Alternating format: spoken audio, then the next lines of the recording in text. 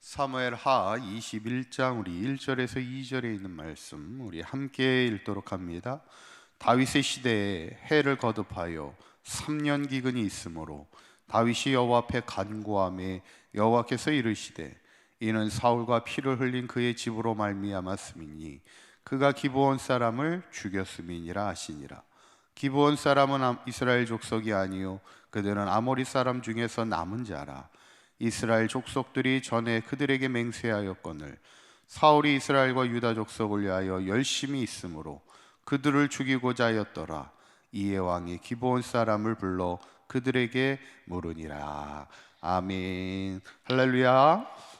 우리 지난 시간에 이제 다윗의 인생이 참 시련이 많았습니다. 특별히 왕으로서의 가장 큰 시련은 자신을 거역하고 반역을 일으키는 그 삶이었는데, 두 번의 반역이 있었죠.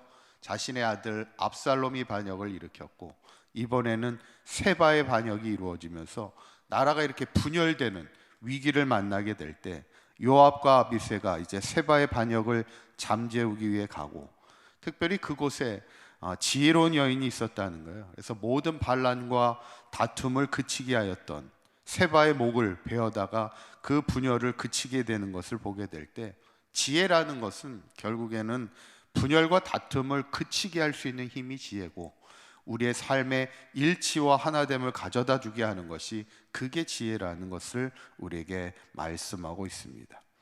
오늘 본문은 갑자기 이스라엘 땅에 3년 기근이 생기게 되는 큰 어려움이 닥치게 됐죠.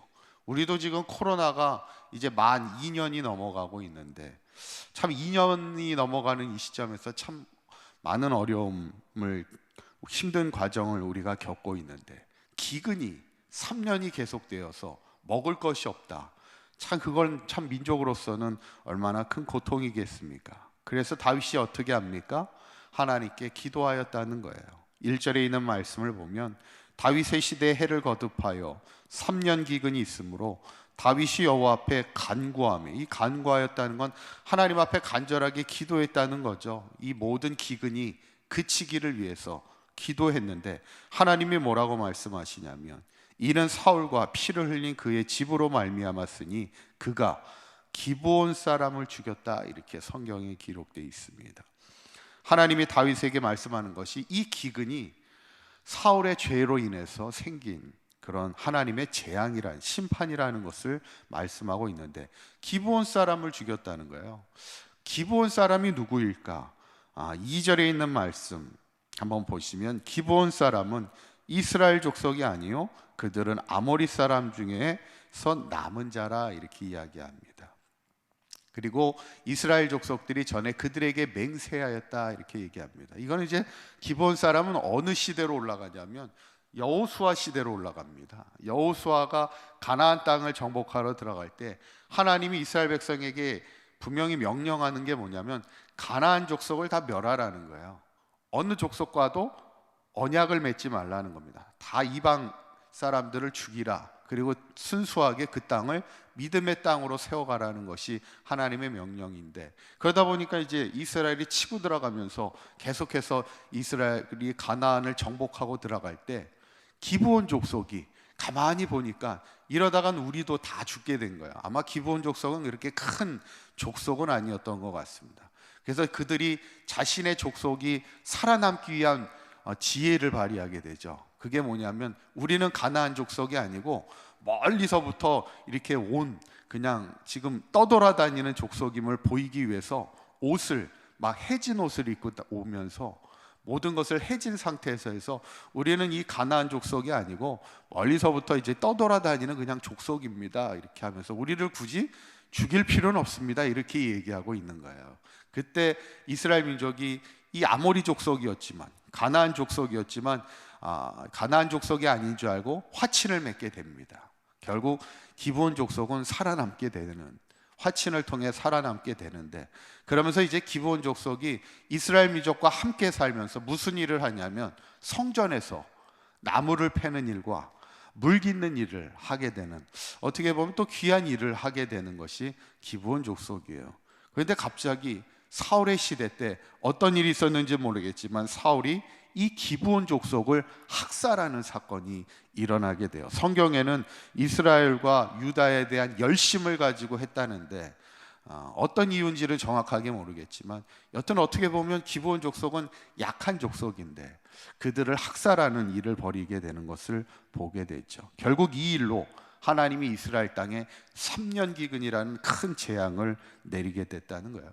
어떻게 보면 이 말씀은 우리 그리스도인의 삶이 불의한 자의 삶이 되어서는 안 된다는 거예요. 공의로운 자의 인생이 돼야지. 특히 약자들에 대해서는 우리가 더욱더 공의로워야 된다는 거예요. 우리가 한동안 사회적인 뉴스에서 이렇게 잘 나오던 단어가 갑질이라는 그런 단어가 있었잖아요. 이 갑질이 뭐냐면 어떻게 보면 자신의 힘을 가지고 약한 사람에게 불의를 행하는 것이 그게 갑질입니다. 근데 성경은 철저하게 우리에게 말씀하는 게 뭐냐면 오히려 약자를 보호해주고 선대하는 것이 하나님의 마음입니다. 어쩌면 부모의 마음도 그렇지 않나요? 자식이 있을 때 누구에게 마음이 갑니까? 사실은 물론 잘 되는 자식에게 마음이 갈 수도 있지만 사실은 힘이 약하고 어려움에 있는 자녀에게 더 마음이 가는 것이 어쩌면 부모의 마음처럼 하나님도 사회 속에서 가장 어렵고 힘든 그들을 선대해주고 보호해주는 것이 하나님의 마음인데 오늘 그 말씀 기브온을 쳤던 그 사울에 대해 하나님이 철저하게 심판하게 됐죠.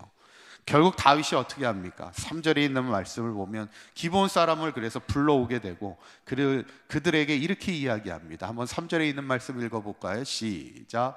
다윗이 그들에게 묻되 내가 너희를 위하여 어떻게 하랴? 내가 어떻게 속죄하여야 너희가 여호와의 기업을 위하여 복을 빌겠느냐 하니. 그러니까 기브온 사람들을 불러 얼마나 응어리가 있겠어요. 자기가 사울왕에 의해서 학살을 당했으니 그러니까 우리가 어떻게 해주면 좋겠냐, 어떻게 해야 너네들에게 우리가 속죄할 수 있겠느냐 이렇게 이야기하니까 기브온 사람들이 뭐라고 말하냐면 이거는 은금의 문제가 돈의 문제가 아니라는 거예요. 그러면서 6절에 있는 말씀에 이렇게 이야기합니다. 한번 읽어보시죠. 시작. 자손 7사람을 우리에게 내주소서. 여호와께서 택하신 사울의 고을 기브아에서 우리가 그들을 여호와 앞에서 목매달아 달겠나이다 하니 왕이 이르되 내가 내주리라 하니라 그래요. 자손 7을 내달라는 거예요. 이건 돈의 문제가 아니라는 거예요. 그러면서 자손이면 누구의 자손을 얘기하고 있는 거예요? 누구의 자손을 얘기하는 겁니까? 사울의 자손 7을 우리에게 넘겨달라는 거예요.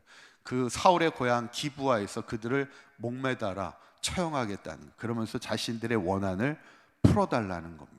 그러니까 다윗이 그러면 그렇게 하라고, 그렇게 하는 게 오늘 성경의 말씀이에요. 좀 특이한 오늘 본문의 말씀인데 결국 이 다윗 시대에 내린 이 3년 재앙을 통해서 오늘 우리에게 주시는 말씀은 뭘까? 첫째는 불의한 자가 되지 말라는 겁니다.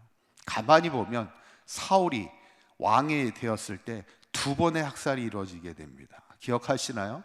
사울이 2번의 학살을 하는 게 첫 번째는 다윗을 도왔다는 이유로 노베 있는 제사장들을 다 학살시키는 그런 일을 저질렀던 게 사울이고, 또 기브온 족속, 어떻게 보면 성전에서 일하는 이들이고 또 어떻게 보면 약한 소수민족인 기브온 족속을 학살하는 2번의 이 사건을 보면서 우리가 절대로 우리가 살면서 우리가 불의한 자가 되지 말자는 거죠.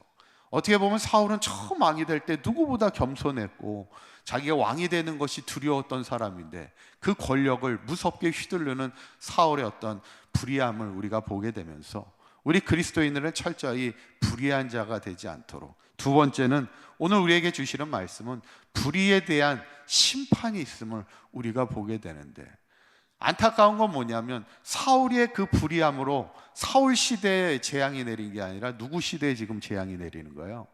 다윗의 시대에 재앙이 내리고 있다는 거예요. 3년 재앙이 다윗 시대에 가서 내리고 있으면 하나님이 반드시 그 불의에 대한 책임은 묻겠다는 겁니다. 그 시대가 아니더라도 그 다음 시대에 가서 오히려 사울의 잘못으로 사울이 화를 입은 게 아니라 누가 화를 입게 돼요?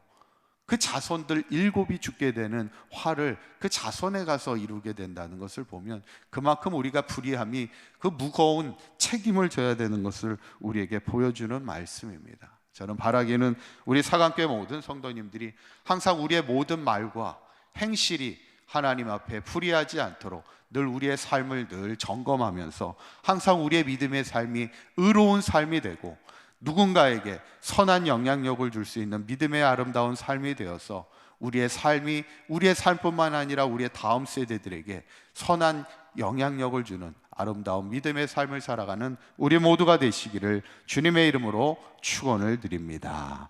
기도하겠습니다.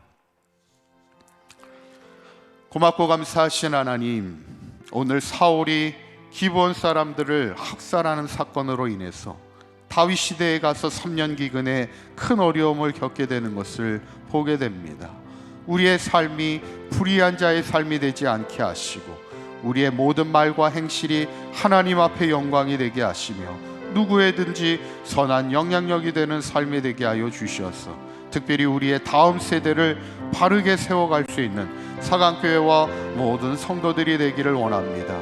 특별히 우리 사강교회가 이 시대 어려운 이들을 돌아보는 교회가 되게 하시고 어려운 이들에게 선을 행하며 나누고 베풀고 돕고 선교할 수 있는 아름다운 교회가 되게 하여 주셔서 다음 세대들을 아름답게 세워가는 사강교회와 모든 성도들의 삶이 되도록 축복하여 주시옵소서. 오늘 하루도 주님과 동행하는 복된 한 해가 하루가 되게 하시고 오늘 하루도 믿음 안에 승리하는 우리 사강교회 성도들 되게 하여 주시옵소서.